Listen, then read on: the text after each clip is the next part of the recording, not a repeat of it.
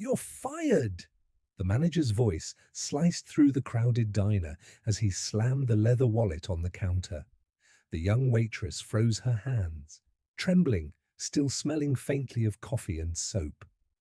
She had spent her break running after a customer who had dropped it on the street, only to return and find her boss red with rage. "You left your post for this?" he barked, waving the wallet like evidence against her. She opened her mouth, but nothing came. Only the sinking feeling that her last paycheck wouldn't even cover rent. The other waitresses whispered.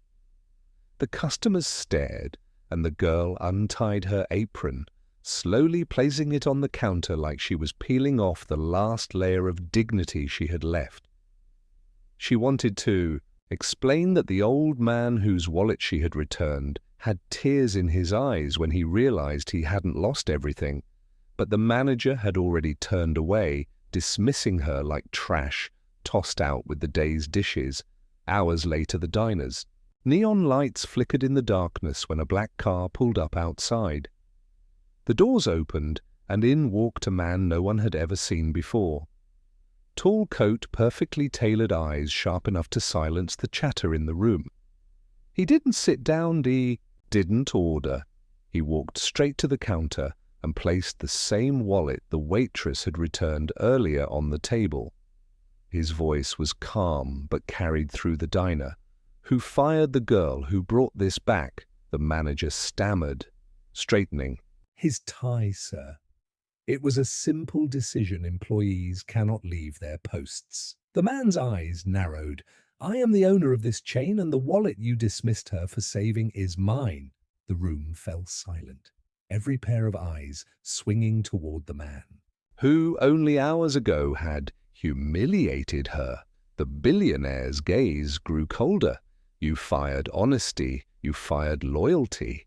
Do you know what that costs?" The waitress, who had been sitting quietly at the corner, waiting for her last paycheck, lifted her head, her eyes wide with shock. The billionaire turned to her, his voice softer. "Tell me your name." She spoke it carefully, afraid her voice might break. And then he nodded. "Good, because as of tonight you don't work here anymore. You work for me directly, and you will never again have to beg for the chance to do the right thing." Gasps rippled across the diner. The manager's face drained of color as the billionaire's words echoed against the walls. For years he had ruled his staff with threats and cheap wages, but now he stood exposed, trembling, under the weight of a truth he could not twist. The waitress rose slowly, unsure if she had heard right, her apron still folded in her lap, like a symbol of the life she thought had just ended. The billionaire stepped closer, his gaze fixed on her, not with pity, but with respect.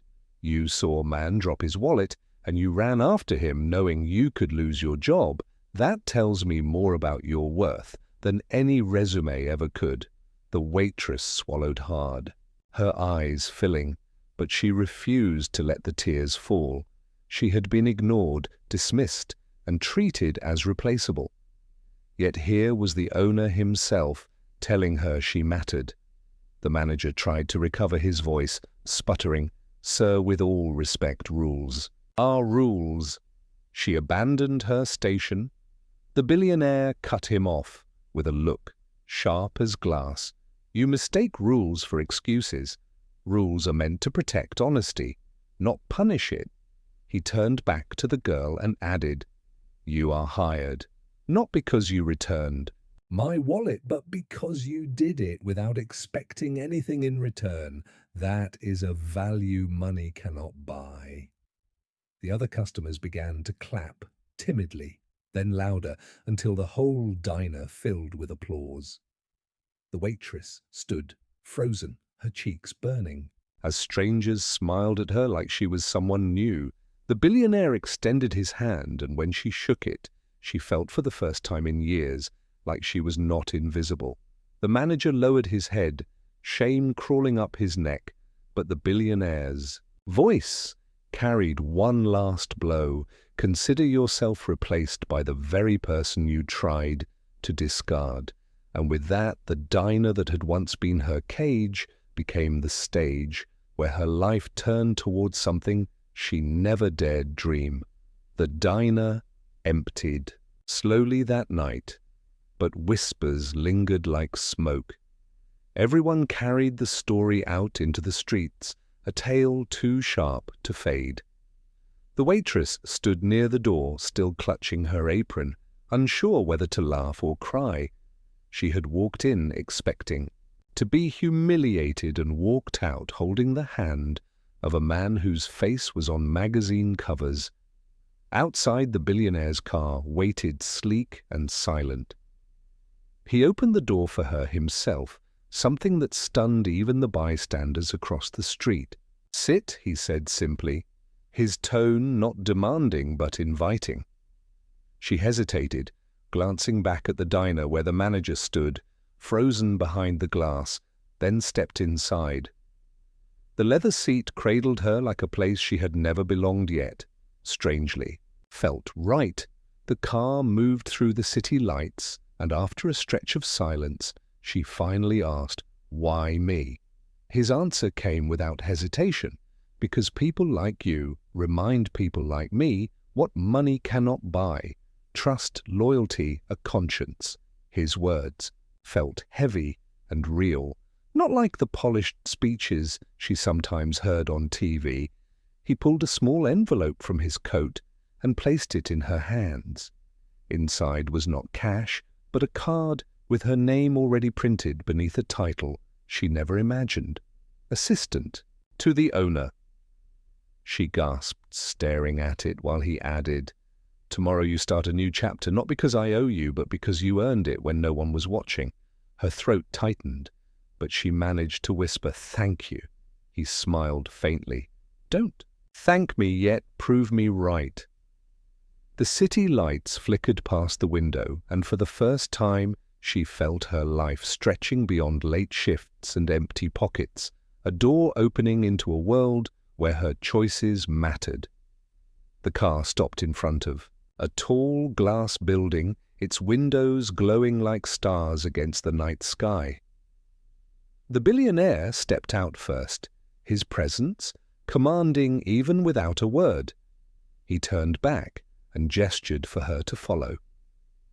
She hesitated, staring up at the building that looked more like a palace than a workplace. "This is where I work," she whispered, almost to herself. "No," he corrected gently. "This is where you belong." They entered through revolving doors into a lobby so grand it made her heart race. Marble floors gleamed. Chandeliers dripped light from the ceiling, and men in suits turned their heads as the billionaire walked past with a waitress in a plain uniform by his side. She felt their stares digging into her skin, but when he looked down at her, it was with a nod of reassurance. Not shame, an elevator carried them to the top floor where the doors opened to an office lined with books, glass walls showing the whole city below. He walked to a desk, placed the same wallet she had returned earlier right on top, and said, "That wallet is worth less than what you showed me today. People like him forget money is nothing without people like you." She blinked her breath, caught in her chest, unsure if she was dreaming. He handed her a small key attached to a thin silver chain. "Wear it tomorrow. Your desk will be right outside this office."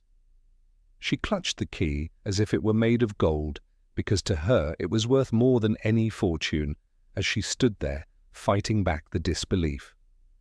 He added, softly, "Them laugh, let them doubt." They laughed at me once too, until I stopped caring about their voices and started caring about my own. He turned back toward the window, hands clasped behind him, leaving her in silence. But it was not the silence of being dismissed. It was the silence of a life about to begin.